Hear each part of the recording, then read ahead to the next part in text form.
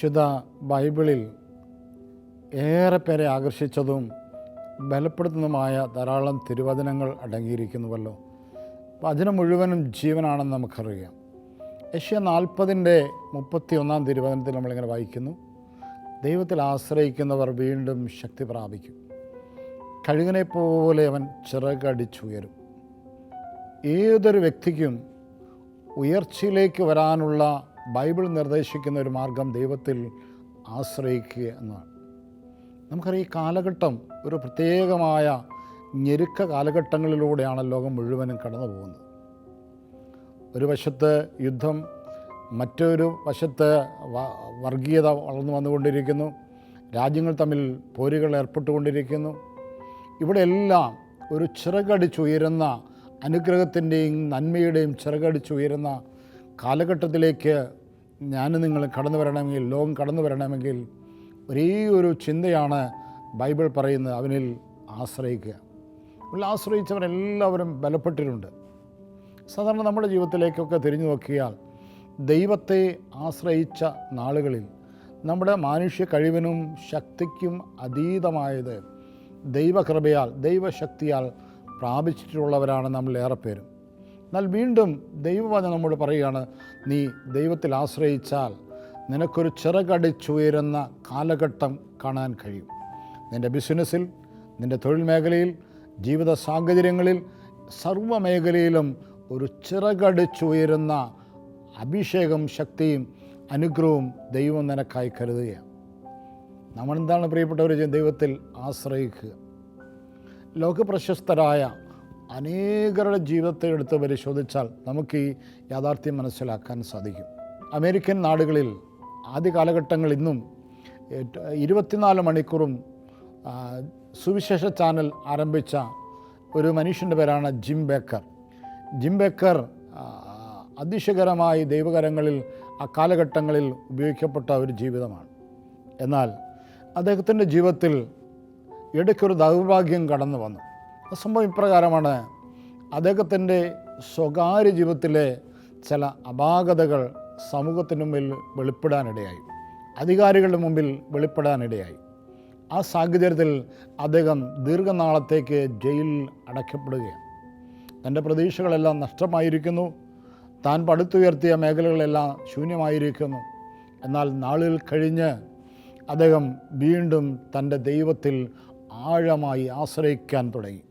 ആരംഭ കാലഘട്ടങ്ങളിൽ അദ്ദേഹം ആശ്രയിച്ചതിനേക്കാൾ അധികമായി അവൻ ദൈവത്തിൽ ആശ്രയിക്കാൻ തുടങ്ങി.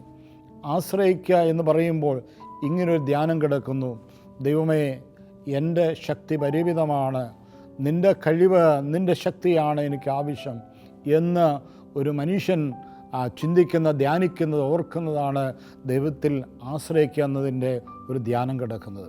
പ്രിയമുള്ളവരെ, ജിം ബേക്കർ വീണ്ടും ദൈവത്തിൽ ആശ്രയിച്ചു. ജയിൽ വിമോചിതനായി അദ്ദേഹം വീണ്ടും തൻ്റെ സുവിശേഷ യാത്രക്കിടയിൽ അദ്ദേഹം ഊർജ്ജസ്വലനായി ലോകത്തിന് അനുഗ്രഹമായി മാറി. ഇനി ബിസിനസ് സാമ്രാജ്യത്തിലേക്ക് നിങ്ങൾ ചിന്തിച്ച് നോക്കി, അവിടെയും കാണുവാൻ സാധിക്കും ധാരാളം ദൈവത്താൽ അനുഗ്രഹീതരായവർ. അവർ അനുഗ്രഹീതരായതിൻ്റെ പിന്നിൽ ഒരേ ഒരു ധ്യാനമാണുള്ളത്: അവർ ദൈവത്തിൽ ആശ്രയിച്ചു. നമുക്കേറെ പേർക്കും സുപരിചിതനാണ് വില്യം കോൾഗേറ്റ്. കോൾഗേറ്റിനെ കുറിച്ച് ഒരുപാട് കഥകൾ ലോകത്തുണ്ട്, ഒരുപാട് സംഭവങ്ങൾ പറഞ്ഞ് ലോകം അറിയുന്നു. വില്യം കോൾഗേറ്റ് സാധാരണക്കാരനായി തൻ്റെ ജീവിതം ആരംഭിച്ച ഒരു മനുഷ്യൻ. അദ്ദേഹം ദാരിദ്ര്യത്തിൻ്റെ ആരംഭ കാലഘട്ടങ്ങളിൽ ഒരു ദേവാലയത്തിലേക്ക് കടന്നു ചെല്ലുകയാണ്. അവിടെ ഒരു വൈദികൻ്റെ ഉപദേശം കേൾക്കുകയാണ്: നീ ദൈവത്തിൽ ആശ്രയിക്കുക. വളരെ ചെറിയ തോതിൽ കുടിൽ വ്യവസായം പോലെ അദ്ദേഹം ആരംഭിച്ച പേസ്റ്റല്ല, ഒരു ടൂത്ത് പേസ്റ്റ് പൗഡർ, ആ ബിസിനസ്സാണ് അദ്ദേഹത്തിൻ്റെ ആരംഭകാലത്തെ ബിസിനസ്സിൻ്റെ ഉൽപ്പന്നം. തുടർന്ന് നമുക്കറിയാം, ഇന്ന് ആഗോളമായ എല്ലാ തലങ്ങളിലും, എല്ലാ കേന്ദ്രങ്ങളിലും ഈ അദ്ദേഹത്തിൻ്റെ പ്രൊഡക്റ്റ് സുലഭമാണ്. ദൈവത്തിൽ ആശ്രയിച്ച മനുഷ്യൻ്റെ ചരിത്രം മാറി, ഭൗതിക സാഹചര്യം മാറി, ആത്മീയ സാഹചര്യം മാറി. അദ്ദേഹം അതിശയകരമായി ലോകം മുഴുവനും ആദരിക്കപ്പെടുന്ന അനുഗ്രഹത്തിലേക്ക് ദൈവം ആ മനുഷ്യനെ ഉയർത്തി. ഒരു കാര്യമാണ്, തളർന്നവന് ബലം കൊടുക്കുന്ന ദൈവത്തിൽ ആശ്രയിക്കുമ്പോൾ ആത്മീയവും ഭൗതികവുമാകട്ടെ അവിടെ ഒരു ഉയർച്ചയുടെയും ഔന്നത്യത്തിൻ്റെയും നാളുകൾ വെളിപ്പെടുകയാണ്. ബൈബിളിൽ ഏറെ തവണ ഏറെ ആകർഷിക്കുന്ന ഒരു പക്ഷിയാണ് കഴുകൻ. കഴുകൻ്റെ ചിത്രം എന്താണ്? കഴുകനെക്കുറിച്ച് ശാസ്ത്രം പഠിപ്പിക്കുന്നത് എന്താണ്? പ്രിയമുള്ളവർ, നിങ്ങൾ ഒരുപക്ഷെ നിങ്ങൾക്കറിയാമായിരിക്കും, എങ്കിലും ഒരിക്കൽ കൂടി പറയട്ടെ. കഴുകൻ സാധാരണ പക്ഷിയെപ്പോലെയല്ല. അവൻ ഔന്നത്യങ്ങളിൽ, ഉന്നതങ്ങളിലാണ് അവൻ്റെ സഞ്ചാരപഥം. മാത്രമല്ല, ഒരു 5 കിലോമീറ്റർ ആകാശത്തിൽ ഉയർന്നു നിൽക്കുമ്പോഴും അവൻ താഴെ ഭൂമിയിൽ സഞ്ചരിക്കുന്ന ചെറുജീവികളെപ്പോലും കാണാനുള്ള കാഴ്ചശക്തി അവനുണ്ട്. ഇതേപോലെയാണ് ദൈവത്തിൽ ആശ്രയിക്കുന്ന ഒരു മനുഷ്യൻ്റെ ജീവിതത്തിൽ നമ്മുടെ കാഴ്ചകൾക്ക് വ്യത്യസ്ത അനുഭവപ്പെടുകയാണ്. ഇന്നലകളിൽ ഞാൻ നിങ്ങൾ കണ്ടതുപോലെയല്ല, ഇന്നുകളിൽ കാണാൻ ദൈവം ഒരു കാഴ്ച നിനക്ക് വേണ്ടി ഒരുക്കുകയാണ്. ഇന്നലെ വരെ നീ കാണാത്ത, നടക്കാത്ത വഴികൾ ദൈവത്തിൽ ആശ്രയിക്കുമ്പോൾ വെളിപ്പെട്ട് വരികയാണ്. നമ്മുടെ ജീവിതത്തിലേക്ക് നോക്കിയാൽ ഈ യാഥാർത്ഥ്യം നമുക്ക് അനുഭവിച്ചിട്ടുണ്ട്. ഇന്നലകളിൽ ദൈവത്തിൽ ആശ്രയിച്ച നിമിഷങ്ങളെല്ലാം നാം അനുഗ്രഹിക്കപ്പെട്ടിട്ടുണ്ട്. പ്രഭാഷകൻ്റെ പുസ്തകത്തിൽ 2-ാം അധ്യായത്തിൽ ഇങ്ങനൊരു വചനം കിടക്കുന്നു. 8-ാം തിരുവചനം: കർത്താവിൻ്റെ ഭക്തരെ ദൈവത്തിൽ ആശ്രയിക്കുവിൻ, പ്രതിഫലം ഉറപ്പ്. ഏത് മേഖലയിലാണോ നാം അനുഗ്രഹീതരായി തീരേണ്ടത്, ഒരു കാര്യമാണ് നാം ചെയ്യേണ്ടത്: ദൈവത്തിൽ ആശ്രയിക്കുക. ഉയർന്ന ചിന്ത, ഉയർന്ന ജീവിത സാഹചര്യങ്ങളിലേക്ക് കർത്താവ് നമ്മൾ, ആത്മീയ ഭൗതികമായ തലങ്ങളിലേക്ക് കർത്താവ് നമ്മെ നടത്തുന്നത് കാണുവാൻ നമുക്ക് സാധിക്കും.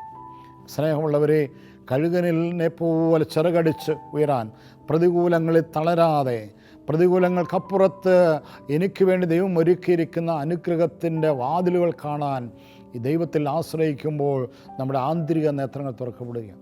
ലോകത്തെ എവിടെയെല്ലാം പരിശോധിച്ച് കാണാൻ സാധിക്കും, ദൈവത്തിൽ ആശ്രയിച്ച അനേക ജീവിതങ്ങൾ അനുഗ്രഹീതമായി മാറിയിരിക്കുന്നു.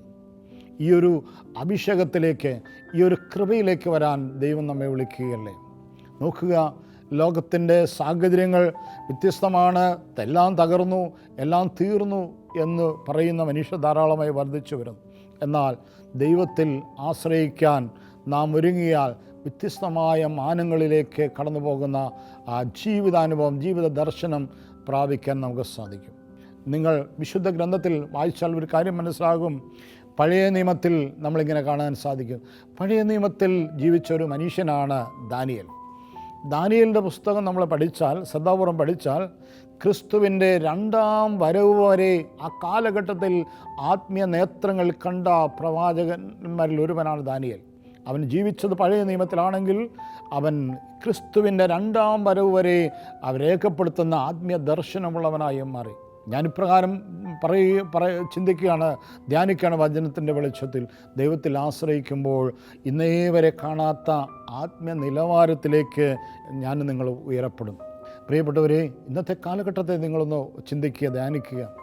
ആത്മീയ ലോകത്തൊക്കെ എല്ലായിടത്തും ദിശാബോധം നഷ്ടപ്പെട്ടതുപോലെ, മരവിപ്പ് ബാധിച്ചതുപോലെ, കുറവുകളുള്ളതുപോലെ പലപ്പോഴും നാം പറയുന്നു, ചിന്തിക്കുന്നു. എന്നാൽ അടുത്ത ഒരു കാലഘട്ടത്തിലേക്ക് പോകാൻ ദൈവം നമ്മെ വിളിക്കുകയാണ്. പുതിയ ഉൾക്കാഴ്ചയുള്ളവരായി ശക്തി പ്രാപിക്കാൻ വേണ്ടി തളർന്നുപോയ നമ്മുടെ ആത്മീയ ജീവിതവും ഭൗതിക ജീവിതവും ബലപ്പെടുത്താൻ ഒരേ ഒരു ശക്തിയാണ്, ഒരേ ഒരു വഴിയാണ് ദൈവം നമ്മോട് പറയുക: അവനിൽ ആശ്രയിക്കുക. പഴയ നിയമത്തിൽ നമ്മളിങ്ങനെ കാണുന്നുണ്ട്. 1 രാജാക്കന്മാരുടെ പുസ്തകത്തിലാണ് ധ്യാനം കിടക്കുന്നത്. അവിടെ കാണാൻ സാധിക്കും 18-ാം അധ്യായത്തിലും 19-ാം അധ്യായത്തിലും ഏലിയ പ്രവാചകനെക്കുറിച്ച് നമ്മൾ വായിക്കുകയാണ്. 19-ാം അധ്യായത്തിൽ നമ്മൾ കാണുന്ന ഏലിയുടെ ഒരു ചിത്രമുണ്ട്. അത് മടുപ്പിൻ്റെ മനുഷ്യനാണ്, മരണത്തിന് വേണ്ടി പ്രാർത്ഥിക്കുന്ന ഒരു മനുഷ്യനാണ്. അവൻ പറഞ്ഞു, ദൈവമേ, ഞാൻ എൻ്റെ പൂർവ്വപിതാക്കന്മാരെക്കാൾ ബലവാനല്ല. മരണത്തിന് വേണ്ടി അവൻ പ്രാർത്ഥിക്കുകയാണ്. കാരണം നിരാശ അവൻ്റെ ജീവിതത്തിൽ കടന്നു വന്നിരിക്കുന്നു. ഭയം അവനെ പിടികൂടിയിരിക്കുന്നു. കാരണം ജസബേൽ എന്ന വിജാതീയ സ്ത്രീയുടെ സ്വരം കേട്ടു, നാളെ നിന്നെ മറ്റു പ്രവാചകന്മാരെ വധിച്ചതുപോലെ നിന്നെയും വധിക്കും. ഈ സ്വരത്തിൻ്റെ മുമ്പിൽ, ഈ സാഹചര്യത്തിൻ്റെ മുമ്പിൽ ഏലിയ പരാജിതനായി മാറി. അവൻ പ്രാണരക്ഷാർത്ഥമോടി ഹൊറേബിൽ ഒരു വാടാമുൾച്ചെടിക്കടയിൽ കിടന്നുറങ്ങുകയാണ്. എന്നാൽ ദൈവത്തിൻ്റെ ദൂതൻ അവനെ തട്ടി ഉണർത്തി. അവനോട് പറഞ്ഞു, നീ ഉണരുക ഏലിയ, ഉണരുക, എഴുന്നേറ്റ് ഭക്ഷിക്കുക, ഇനിയും ഏറെ ദൂരം നടക്കാനുണ്ട്. ഈ വചനം കേട്ടുകൊണ്ടിരിക്കുമ്പോൾ ഒരുപക്ഷേ ആത്മീയമായും സാഹചര്യവശാലും തളർന്നു പോയ ഒരു ജീവിതത്തിൻ്റെ മുൻപിലാണോ ഞാനും നിങ്ങളുമുള്ളത്? ചിന്തിക്കുക. ദൈവം നിന്നെ ഉണർത്തുന്നു. നീ എഴുന്നേൽക്കണം, നീ എഴുന്നേൽക്കണം. എഴുന്നേറ്റ് ഇനിയും ഏറെ ദൂരം നിന്നിലൂടെ ദൈവം ചെയ്യുന്ന കാര്യങ്ങളുടെ പിൻപിൽ നിൽക്കാൻ നിന്നെ ദൈവം തിരഞ്ഞെടുത്തിരിക്കുക. സ്നേഹമുള്ളവരെ, എന്താണ് ഉണരുന്നതിന് ഒരു പ്രത്യേകത? ദൈവം നമുക്ക് നൽകിയിരിക്കുന്ന ആത്മാവിനെ നമ്മൾ ഉത്തേജിപ്പിക്കുക. ദൈവം നമുക്ക് തന്ന അഭിഷേകത്തെ ഉത്തേജിപ്പിക്കുക. വീണ്ടും കഴുകനെ പോലെ ചിറകടിച്ച് ഉയരാനുള്ള ദൈവത്തിൻ്റെ ആഗ്രഹത്തിലേക്ക് എത്തി നിൽക്കാൻ ഒരേ ഒരു ധ്യാനമാണ്, ഒരേ ഒരു ചിന്തയാണ് ഞാൻ നിങ്ങൾ സ്വീകരിക്കേണ്ടത്. ആത്മീയ ജീവിതത്തെ ബലപ്പെടുത്തുക. 1 തിമോത്തിയോസിൻ്റെ ലേഖനം 1:7 നമ്മളിങ്ങനെ വായിക്കുന്നുണ്ട്. ഭീരുത്വത്തിൻ്റെ ആത്മാവിനെയല്ല, ശക്തിയുടെയും സ്നേഹത്തിൻ്റെയും ആത്മനിറവിൻ്റെയും ആത്മാവിനെ അത്രേ. പ്രിയമുള്ളവരെ, നാം ഉണരണം, ആത്മീയമായി ഉണരണം. കൃപയിലേക്ക് വരാൻ ഒരേ ഒരു കാര്യമാണ് നമ്മുടെ ആത്മാവിൽ ദൈവം നിക്ഷേപിച്ചിട്ട് അരൂപിയെ ബലപ്പെടുത്തുക, അഭിഷേകത്തെ ബലപ്പെടുത്തുക. ഞാൻ ഓർക്കുന്ന ഒരു ജീവിത സംഭവം നിങ്ങളുമായി പങ്കുവെക്കാം. എൻ്റെ ഒരു സുഹൃത്ത് ജോലി ചെയ്യുന്നത് വയനാട്ടിൽ ഒരു കാപ്പി തോട്ടത്തിലാണ്. അദ്ദേഹം ആ തോട്ടത്തിൻ്റെ സൂപ്രണ്ടാണ്. ഒരു വിളവെടുപ്പ് സമയത്ത് അദ്ദേഹത്തെ കാണുവാൻ പോയ ആ നാളുകളിൽ അദ്ദേഹം എന്നെ ഒരു കാഴ്ച കാണിച്ചു തന്നു. അതിപ്രകാരമാണ്. ഒരു സന്ധ്യാസമയമായപ്പോൾ ആ തോട്ടത്തിൻ്റെ, വലിയ വിസ്താരമുള്ള ആ തോട്ടത്തിൻ്റെ 4 ഭാഗത്തും തീ ആളിക്കത്തിക്കൊണ്ടിരിക്കുന്നു. ഞാൻ അദ്ദേഹത്തോട് ചോദിച്ചു, എന്തുകൊണ്ടാണ് തോട്ടത്തിൽ ഇങ്ങനെ തീ കത്തിക്കൊണ്ടിരിക്കുന്നത്? അദ്ദേഹം എന്നോട് പറഞ്ഞു, പകൽ സമയം വാച്ച്മാന്മാർ തോട്ടത്തിൽ കൂടെ നടന്ന് ഉണങ്ങിയ വിറകുകളും ഉണങ്ങിയ പുല്ലുകളും ശേഖരിച്ച് തോട്ടത്തിൻ്റെ നാനാ ദിക്കുകളിൽ കൂട്ടിയിടും. സന്ധ്യയോടുകൂടെ അവയ്ക്ക് തീയിടും. തീ കത്തിക്കുന്നത് എന്തിനാണെന്ന് ചോദിച്ചാൽ, ധാരാളം വന്യമൃഗങ്ങൾ ഇറങ്ങി കാപ്പിത്തോട്ടം നശിപ്പിക്കാതിരിക്കാൻ വേണ്ടി, കള്ളന്മാർ വന്ന് മുളക് പറിച്ചു കൊണ്ടുപോകാതിരിക്കാൻ വേണ്ടി, വെളിച്ചമുണ്ടാകുന്നതിന് വേണ്ടിയാണ്. പ്രിയമുള്ളവരെ, കർത്താവിൻ്റെ വചനം എൻ്റെ ഉള്ളിലേക്ക് ആ സമയങ്ങളിൽ പ്രത്യേകം കടന്നു വരികയാണ്. നമ്മുടെ ഉള്ളിൽ ആത്മാവിൽ തീ കത്തി നിന്നാൽ, നമ്മൾ ആത്മീയ ഉണർവുള്ളവരായി മാറിയാൽ, പ്രിയമുള്ളവരെ, അനേകർക്ക് വെളിച്ചമായി, അനേകർക്ക് അനുഗ്രഹമായി, ദൈവശക്തിയുടെ ഉറവിടങ്ങളായി ദൈവം എന്നെ നിങ്ങളെയും ഉയർത്തും. അതേപോലെ നമ്മുടെ ഉള്ളിൽ ആത്മാവിൽ ജീവൻ പ്രാപിച്ച്, ജീവൻ കത്തി നിൽക്കുന്ന, ആത്മാവിൽ തീയുള്ളവരായി തീരാൻ ദൈവം നമ്മെ വിളിക്കുക. അപ്രകാരം ചിറകടിച്ചു വരുന്ന ആത്മീയ തലത്തിലേക്ക് ദൈവം നമ്മെ വിളിക്കുക. ഉണരുക. കർത്താവിൻ്റെ വചനം പറയുന്നു, ഏശയ്യാ 52:1, സിയോനെ ഉണർന്നെഴുന്നേൽക്കുക, ശക്തി സംഭരിക്കുക.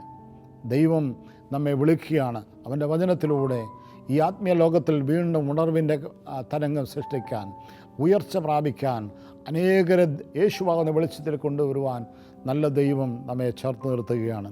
നമുക്ക് അവനിൽ ആശ്രയിക്കാം, അവൻ്റെ കരങ്ങളിൽ മുറുകെ പിടിക്കാം. ദൈവം നമ്മെ എല്ലാവരെയും സമൃദ്ധമായി അനുഗ്രഹിക്കട്ടെ. നമുക്കൊരു നിമിഷം പ്രാർത്ഥിക്കാം. നല്ലവനായ ദൈവമേ, കഴിഞ്ഞ സമയങ്ങളിൽ ഞങ്ങൾ ശ്രവിക്കുകയായിരുന്നു, ദൈവത്തിൽ ആശ്രയിക്കുന്നവർ വീണ്ടും ശക്തി പ്രാപിക്കും. അവർ കഴുകന്മാരെ പോലെ ചിറകടിച്ചു വരും.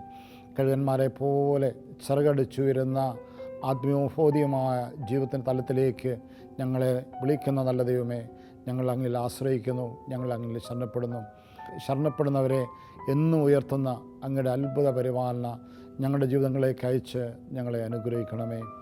നിത്യം പിതാവും പുത്രനും പരിശുദ്ധാത്മാവുമായ സർവേശ്വര. ആമേൻ.